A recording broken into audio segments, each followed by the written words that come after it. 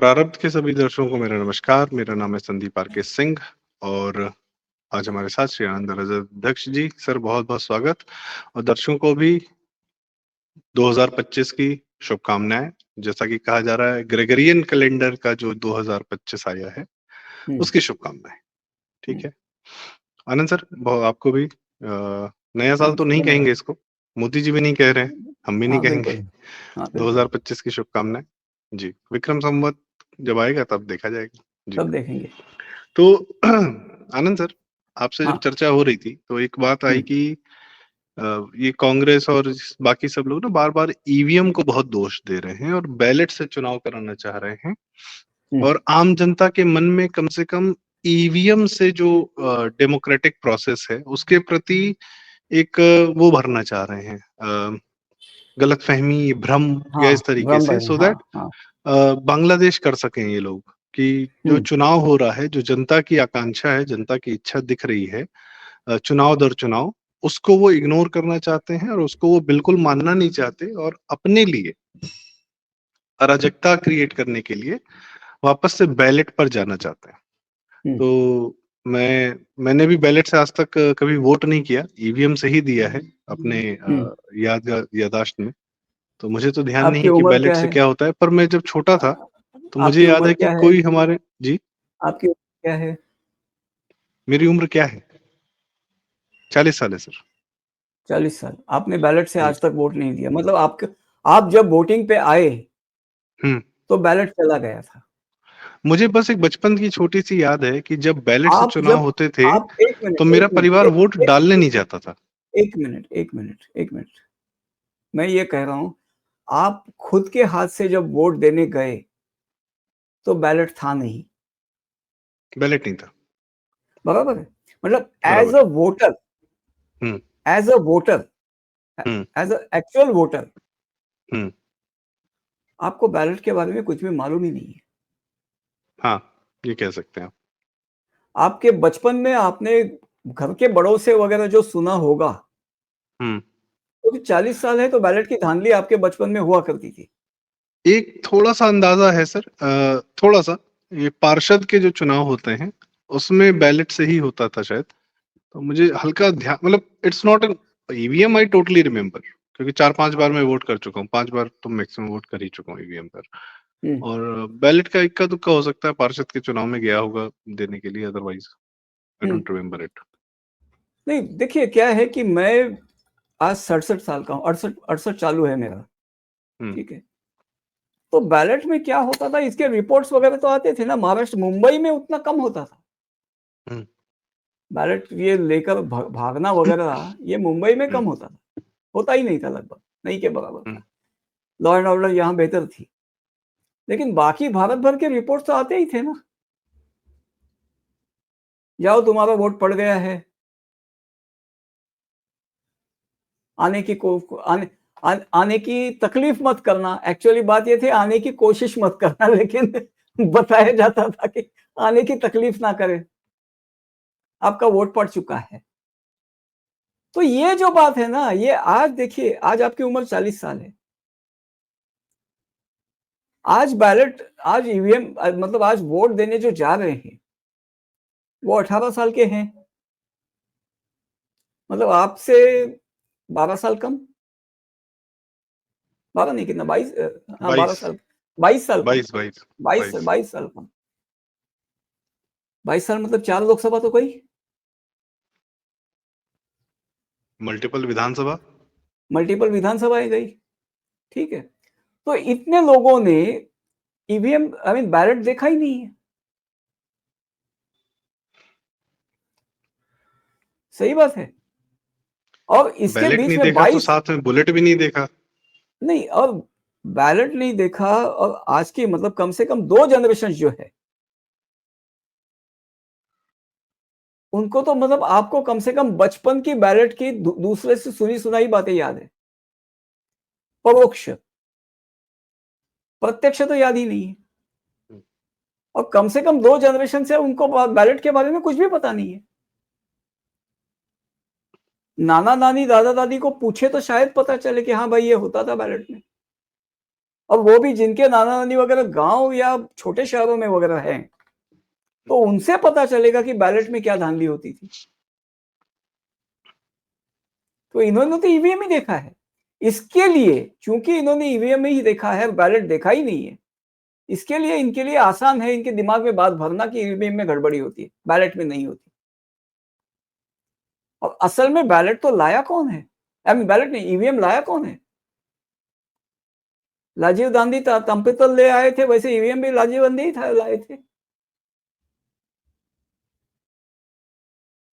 मतलब ये जो है, राजीव का एक अर्थ कमल भी होता है ना, पप्पू को कमल से नफरत है, तो बाप का किया हुआ वो भी उलट फेरना चाहता है वो। ठीक है, डीएनए नहीं दिया था तो पता नहीं अभी क्या, जाने दीजिए, ज्यादा कमेंट नहीं करते। डीएनए नहीं दिया था मतलब उनके मैचिंग के लिए, राजीव गांधी के शव के मैचिंग के लिए इसका डीएनए नहीं दिया था, प्रियंका का दिया था। हाँ, तो जाने दे बाकी। सर पर जिसने डीएनए नहीं दिया उसको राजनीतिक विरासत क्यों मिले? माँ का बेटा तो है, पत्नी का बेटा तो है, तो खैर बात यह है यहाँ पे कि यहां इन्होंने जो ये कर रहे हैं, बैलेट जो कर रहे हैं, ये एक्चुअली चीटिंग है। अच्छा, आपको तो मालूम है कि बैलेट की जो कहानी है, why ballot was phased out, हाँ, और ईवीएम क्यों लाया गया, वो भी एक्चुअली कोई लोकतंत्र का भला करने के लिए नहीं लाया था, ये आप जानते हैं जी। बताइए। मैं आप कहें, आप यदि आज्ञा दें तो मैं दर्शकों के साथ साझा करूंगा कि क्या जी प्रक्रिया बताइए। होगी। हाँ, मैं आपको ही कह रहा हूँ। वैसे आपने जब कहा है सर कि बैलेट की क्या धांधलियां रही हैं, वो अगर देखना है आपको तो गैंग्स ऑफ वासेपुर 2 में, पार्ट 2 में एक पूरा सीक्वेंस है कि चुनाव में बैलेट बूथ कैसे कैप्चर किए जाते हैं। अनुराग कश्यप ने फिल्माया है, अच्छा है, मतलब एक वो रेफरेंस हो सकता है कि बिहार में उस समय 90 के दशक में जब माफियागिरी होती थी कैसे होता था। हुआ क्या था सर, 84 में राजीव गांधी 400 सीट प्लस लेके आए, 89 में हार गए बुरी तरीके से। 91 में भी राजीव गांधी की डेथ के बाद कांग्रेस कभी मेजोरिटी में नहीं आई सर, सीटें बहुत कम थी, डिस्पाइट कि गवर्नमेंट ही थे। आधा इलेक्शन हो चुका था, राजीव गांधी की दुर्घटना में हत्या हुई बम विस्फोट में, आधा इलेक्शन पोस्टपोन किया गया और बाकी आधे इलेक्शन में फिर उस लहर में अगेन जो है, जो एक शोक सभा वाला माहौल था, उसमें दूसरे चरण में जब चुनाव हुआ तो उसमें ज्यादा सीटें आई कांग्रेस की और समहाउ किसी तरीके से पीवी नरसिम्हा राव प्रधानमंत्री बने। मतलब एक मिनट, मतलब यहाँ बात यह है कि अगर राजीव गांधी मारे ना जाते तो फिर हारते, अगर, हाँ, तो बुरी तरह पिट जाते, तो कांग्रेस बुरी तरह पिटती। हाँ, बुरी तरह पिटती। उस समय राम जन्मभूमि आंदोलन भी चल रहा था, उस समय तक मंडल वाला वीपी सिंह ने कर दिया था, और तब तक जनता दल से टूटकर बहुत सारी पार्टियां बन गई थी, क्षेत्रीय पार्टियां, जिन्होंने कांग्रेस का ही मॉडस ऑपरेंडी अपनाते हुए, पहले जब बैलेट होता था तो कांग्रेस के माफिया लोग जो है आपका बूथ कैप्चरिंग करवाते थे, अपने नेताओं को जितवाते थे, बाद में वही माफियाओं को क्षेत्रीय पार्टियों ने टिकट दिया और वो लोग दूसरे कांग्रेस के नेताओं की बजाय स्वयं के लिए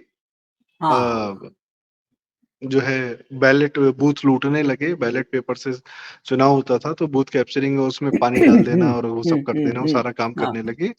और कांग्रेस का सारा वोट बैंक किन्हीं कारणों से, कांग्रेस का मुख्यतः 3 वोट बैंक थे सर, ब्राह्मण, दलित और मुसलमान, बाकी को उसने छोड़ रखा था, ये सब सर्वविदित है, सब कांग्रेस ने ऐसे ही जाति बात कर रखा था। तो मुसलमान क्षेत्रीय पार्टियों के पास चला गया, लालू के पास, मुलायम के पास, इधर के पास, उधर के पास। दलित को उतना वोट देने का मौका नहीं मिल रहा था क्योंकि इन लोगों ने ओबीसी, ये अपना जो ओबीसी जो जिसको कांग्रेस ने इग्नोर कर रखा था, वो ओबीसी वर्ग के ये नेता हो गए और इन लोगों ने मुसलमान जोड़ लिया और इन लोगों ने दलितों पे अत्याचार किया, तुम वोट नहीं दोगे, ये बहुत हुआ उस समय। तो फिर कांग्रेस को लगा कि भाई कोई तो वोट बैंक हमको वोट देगा तभी तो हम सरवाइव कर पाएंगे। तब इन्होंने टीएन सेशन को लाया, और टीएन सेशन को बहुत रिवॉल्यूशनरी इलेक्शन कमिश्नर माना जाता है, दिस दैट। तो मुझे नहीं, रिफॉर्म, फिर वही बात कि भैया रिफॉर्म जब कर रहे थे तो रिफॉर्म से पहले जो माहौल खराब किया था, सिस्टम खराब किया था, वो किसने किया था? वो भी तो तुम्हारे टाइम का ही था। तो रिफॉर्म की जरूरत इसीलिए पड़ी थी ना कि तुमने सिस्टम खराब किया था। तो वही वो रिवॉल्यूशनरी सडन जर्क लगा के जो है एक वोटर आईडी कार्ड और ये सब, फिर ईवीएम आ गया कि आप बैलेट पेपर के साथ जो धांधलियां क्षेत्रीय पार्टियां कर रही थी, एक्चुअली पहले कांग्रेस को फायदा होता था तो कांग्रेस लेट इट हैपन। पर जब क्षेत्रीय पार्टियों को फायदा होने लगा तो इनको लगा कि भैया ऐसे तो थर्ड फ्रंट बन जाएगा, हम तो सेंटर से वाइप आउट हो जाएंगे। एग्जैक्टली। बात स्टेट्स की नहीं थी सर, बात सेंटर से वाइप आउट होने की थी। हाँ बिल्कुल बिल्कुल। और फिर 96 97 के उपरांत जो है ईवीएम जो है धीरे धीरे धीरे फेजेस में लाए जाने लगा, और वोटर आईडी कार्ड, और उसका फायदा कांग्रेस ने सिस्टम तो लाया, लेकिन उसका फायदा मायावती जी को मिला कि दलितों का वोट बढ़ने लगा, दलित वोट देने लगे प्रॉपरली, तो दलितों ने अपना नेता चुन लिया। और फिर ऑफ कोर्स मुसलमान को एक जातीय टॉप अप चाहिए होता है, तो मुसलमान उधर शिफ्ट हो जाता है, तो कभी मायावती सत्ता में, कभी मुलायम सत्ता में। लेकिन एक बात ध्यान देंगे सर, क्षेत्रीय पार्टियां जब यूपी बिहार में इन सब जगहों पे बनी, तो कुछ जगहों पर क्षेत्रीय पार्टियां बनने वाली थी, रह गई, बच गए वो जगह, कांग्रेस ने अपने आप को बचा लिया, लाइक मध्य प्रदेश, राजस्थान, गुजरात, और भी ऑफ कोर्स उत्तराखंड, झारखंड। तो उसके बाद इन जगहों पर सर क्षेत्रीय पार्टियां नहीं डेवलप हो पाई, वहां कांग्रेस सस्टेन कर गई, क्योंकि वोट बैंक या वोट देना जो है फिर सबका अधिकार हो गया, फिर परसेंटेज ऑफ वोट भी बढ़ता चला गया। आज मुझे याद है, जैसे मैं बचपन की बात बता रहा था, कि जब बैलेट से वोट पड़ता था तो हमारी मम्मी, हमारे पापा कहते थे कि भैया हम कभी वोट देने ही नहीं गए। और मुझे याद है पापा की ड्यूटी लगती थी, तो 3 दिन 2 दिन तक वो लोग वोट काउंटिंग ही कर रहे होते थे, और बहुत सुरक्षा होती थी वहां पे, किसी का आना जाना अलाउड ही नहीं था। तो घर के देखिए बगल में ही उनका कुछ दूर, वोट, देखिए उनका वोट तो ड्यूटी के कारण खारिज हो गया। हाँ, मम्मी का क्या? नहीं, वो लोग ड्यूटी करते थे, वोट काउंटिंग की बड़ी सुरक्षा व्यवस्था होती थी कि वोट काउंटिंग में फर्जीवाड़ा ना हो जाए, नहीं नहीं नहीं, तो किसी मैं को कह रहा अंदर हूँ, जाना बाहर जाना अलाउड नहीं होता था। नहीं मैं कह रहा हूँ कि आपके पापा को ड्यूटी लगती थी ना, मम्मी को भी ड्यूटी लगती नहीं, थी। मम्मी को नहीं, मम्मी को तो हाँ तो नहीं, उनके वोट का क्या? नहीं जाते थे सर। इतना हाँ ज्यादा वहां पे इतना ज्यादा वहां पे प्रॉब्लम होता था वोट हाँ देने हाँ, में, मैं वही उस वजह से नहीं जाते थे। नहीं तो प्रॉब्लम की ही बात कीजिए ना, क्या प्रॉब्लम होता हाँ, था कि एग्जैक्टली जाते नहीं थे? एग्जैक्टली। नहीं, एक मैं कह रहा हूँ कि वोट देना, और एक होता है वोट काउंटिंग वाला, जो हाँ हाँ जो सिनेरियो था। तो वोट काउंटिंग में ऑफ कोर्स मतलब हम लोग वोट देने, मम्मी ने साफ बताया, लेकिन ईवीएम्स के बाद जब थोड़ा सा बूथ वगैरह प्रॉपर हो गए, थोड़ा और थोड़ा सा सुविधा हो गई, तो सब लोग वोट देने जाने लगे, सब लोग लगातार। मेरी मम्मी तो बीमार भी थी तब भी गई, खैर वो एक अलग कहानी है, पर्सनल नहीं है शेयर करने की बात।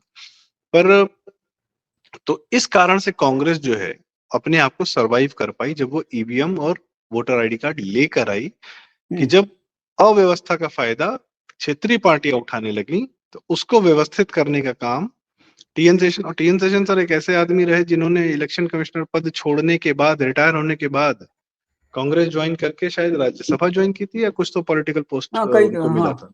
तो दैट वी मिला कैन था। कंफर्म इन वाई, अभी मैं गूगल कर लूंगा उसको। तो सर आप बताएं, ये तो कहानी हो गई। नहीं मतलब देखिए, तो कहने अब का अगर मतलब, वापस बैलेट आता है, नहीं नहीं एक मिनट, जी, कहने का मतलब ये है कि इन्होंने ही बैलेट हटाकर ईवीएम लाया था, और reform was a collateral benefit. Process में ट्रांसपेरेंसी और रिफॉर्म वगैरह ये कोलेटरल बेनिफिट था, मतलब आनुषंगिक बाय द बाय एक बेनिफिट हो गया। इंटेंडेड बेनिफिट नहीं था कि इलेक्शन प्रोसेस सुधारने के लिए वाकई बेनिफिट नहीं लाया था, वो प्रक्रिया नहीं लाई थी, सुधार हो गया जिसका बेनिफिट एक्चुअली इनको था। अभी क्या है देखिए, अभी चूंकि ट्रांसपेरेंसी और ये रिफॉर्म जो हो गया, अभी इनको इसका मतलब एक्चुअल लोग आकर दे रहे हैं वोट, तो अभी इनको तकलीफ हो रही है। तो इसलिए अभी क्या है, जैसे मैंने शुरुआत में आपको बताया कि आपकी 4 जनरेशन, मतलब चार इलेक्शन के लोग तो चले गए ना, मतलब आ गए नए, जिन्होंने ईवीएम देखा ही नहीं है, सॉरी जिन्होंने बैलेट देखा ही नहीं है। सही है, बिल्कुल तो बिल्कुल। उनको मालूम, तो उनको बैलेट की धांधली मालूम ही नहीं है। ठीक, अच्छा, तो इसके लिए क्या है कि अभी ये बता रहे हैं कि भाई वो तो ऐसा था, और हमारे यहाँ देखिए एक टेंडेंसी है कि बीता जमाना क्या ही अच्छा था, ये बताने की एक टेंडेंसी है। तो हाँ बताया जाता है जो वाकई अच्छा था वो जमाने के लिए बताया जाता है कि बीता जमाना क्या ही अच्छा था, क्या ही खाना था, क्या ही गाना था, ये सब होता है। हाँ हाँ लेकिन ठीक, लेकिन ये जो ईवीएम की बैलेट की बात कर रहे हैं, वो तो कतई फ्रॉड था, और अभी इन्हें फ्रॉड करने के लिए मौका चाहिए, इसलिए बोल रहे हैं वो भी बीता जमाना क्या ही अच्छा था। बिल्कुल। हरामखोरी ये एक नंबर की, इससे ज्यादा गाली शायद सेंसर हो जाए, इसलिए मैं दूसरी बड़ी गाली नहीं देता। लेकिन मैं तो एक बात कहूंगा, एक एपिसोड आप ना कुछ बुजुर्गों को लेकर करिए, हाँ ये भी सही है। जो मतलब उनके साथ केवल मतलब यूं समझे वो, हाँ जी बात भाई साहब बोलिए आपका क्या मतलब जो माइक पकड़ के बोलते हैं हाँ कि भाई साहब आपका अनुभव कैसा था बैलेट का। आपका खैर अनुभव मैं कैसे टीएन बैलेट सेशन का। जी की भी बात कर रहा था सर। जी टीएन सेशन जी रिटायर होने के बाद, इलेक्शन कमिश्नर के पद से रिटायर होने के बाद, कांग्रेस की तरफ से एक तो प्रेसिडेंशियल इलेक्शन उन्होंने लड़ा, कांग्रेस की तरफ से नहीं, सॉरी, के नारायणन जी के खिलाफ, हाँ और आडवाणी जी के खिलाफ लोकसभा का चुनाव लड़ा गांधीनगर से कांग्रेस के टिकट पर। और टीएन चलिए सेशन जी को वही अवार्ड जो है विदेशी ताकतों ने दिया जो उन्होंने केजरीवाल को दिया था और रवीश कुमार को दिया था मैगसेसे मैक्सेस से अवार्ड। तो ठीक है ना। ये अभी अभी तो टू ये सेव अवार्ड द सिर्फ कल ही कांग्रेस। खुले। हाँ तो ये कल ही खुल रही है इनकी। खैर चलिए, ये बैलेट का तो हमने पोस्टमार्टम कर लिया, लेकिन जी एक बात सोचिए कि कांग्रेस जो बात कर रही है कि हम आएंगे तो बैलेट लाएंगे, लोगों को ये सोचना चाहिए कि क्या ये बैलेट पर ही रुकेंगे। एक बात समझ लीजिए, यहां मैं बहुत गंभीर बात बता रहा हूं आपको। मोदी सरकार ने आपको मतलब जहां जहां बिचौलिए हटाकर आपके खाते में डायरेक्ट योजनाओं का बेनिफिट या सरकार आपके जो भी एंटाइटलमेंट है मतलब आपके जो भी हक है वो सब आपके खाते में डायरेक्ट आने का जो प्रोसीजर चालू किया है, यहां एक बात मैं क्लियर करना चाहता हूं, किसको बुरा लगे तो लगे, भाड़ में। आज के तारीख में कुछ करोड़ सरकारी एम्प्लॉय जो है, कोई भी देश की सेवा करने के लिए नहीं आया है। ईमानदार है तो आया है पक्की नौकरी के लिए, मतलब पैसे खाता नहीं है, घूस खाता नहीं है, तो आया है पक्की नौकरी के लिए कि हाँ भाई टेंशन नहीं, नौकरी जाने का टेंशन नहीं है, खुले लाइन में भी डाल दिया तो भी चलेगा, नौकरी पक्की रहेगी, इसके लिए आया, देश की सेवा करने के लिए नहीं आया। ठीक, अगर वाकई कोई देश की सेवा करने को उतरता है ना, तो उसके खिलाफ कोई स्कैम रच के उसको डिसमिस किया जाता है, ऐसे ऐसे बाकी हरामी हो गए सब। ठीक है, अच्छा, फिर क्या है कि इन्होंने मतलब बाकी सब जो आए हैं वो घूस खाने के लिए घूस देकर आए हैं।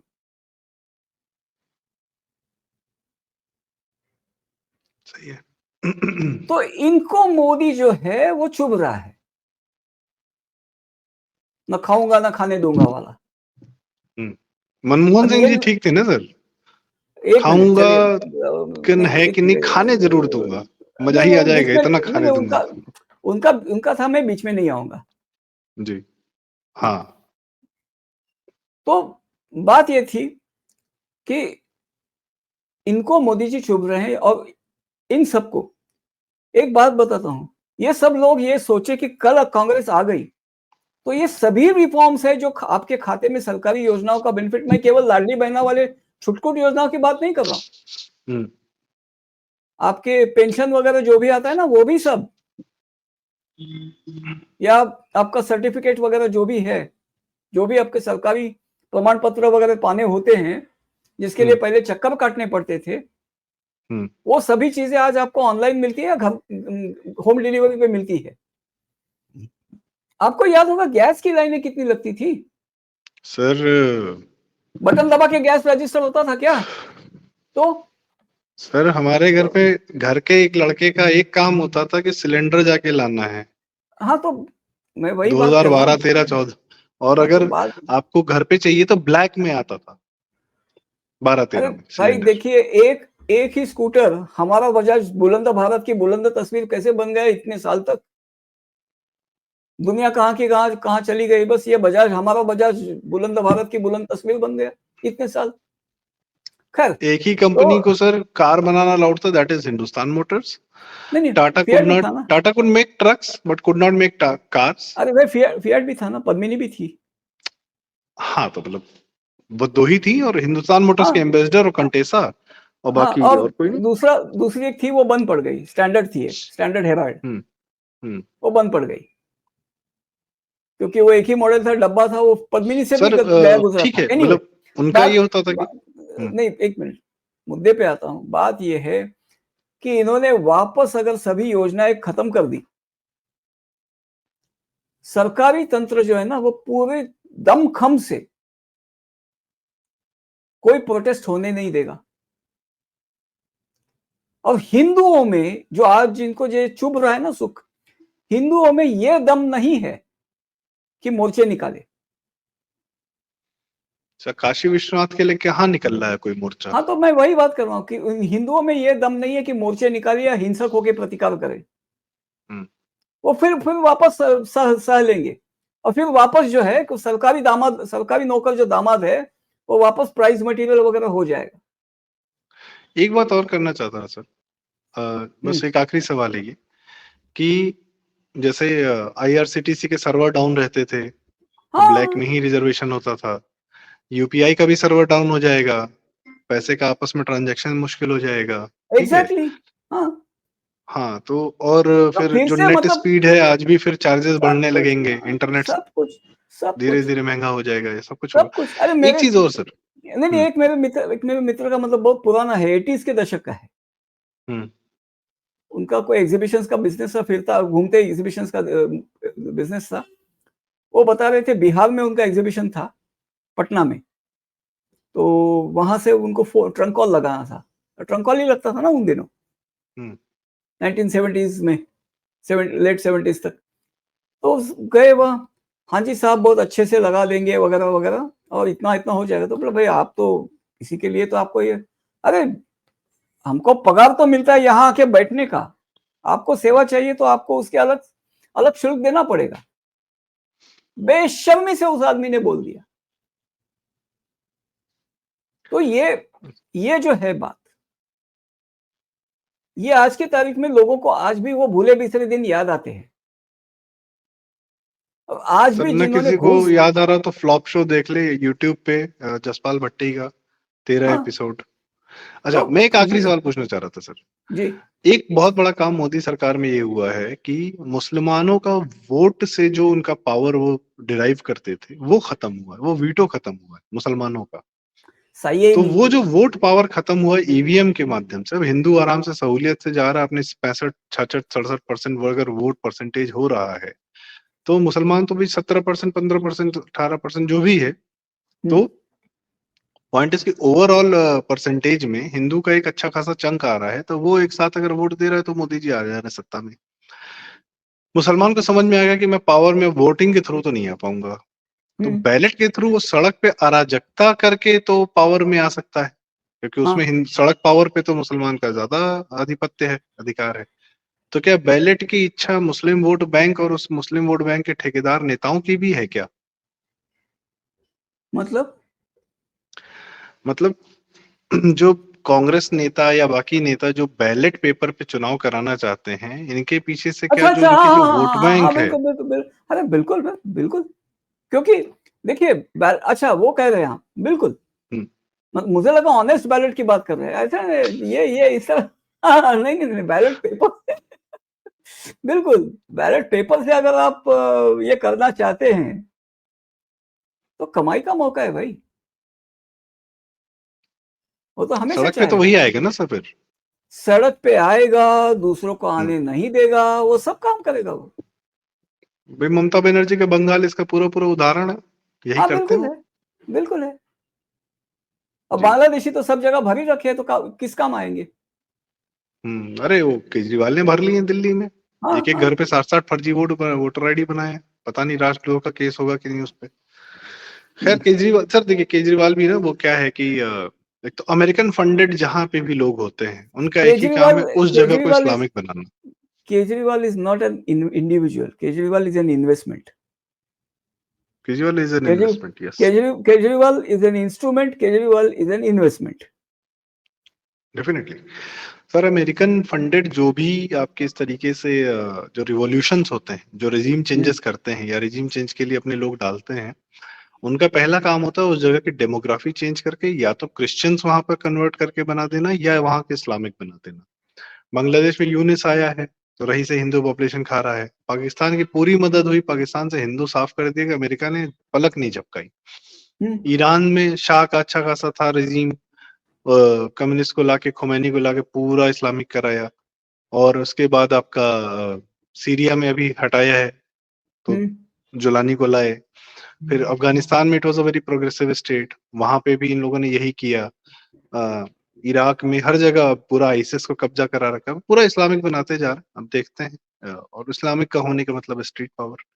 खैर दैट्स अनदर थिंग। तो भाई लोग, कोई अगर आपको बताता है कि इसका ईवीएम देखिए खराब है, बैलेट बहुत बढ़िया है, तो कृपया उससे बचें। जी सर। इस्लामिक बनाने का उनका बेनिफिट क्या होता है अमेरिका को पता है?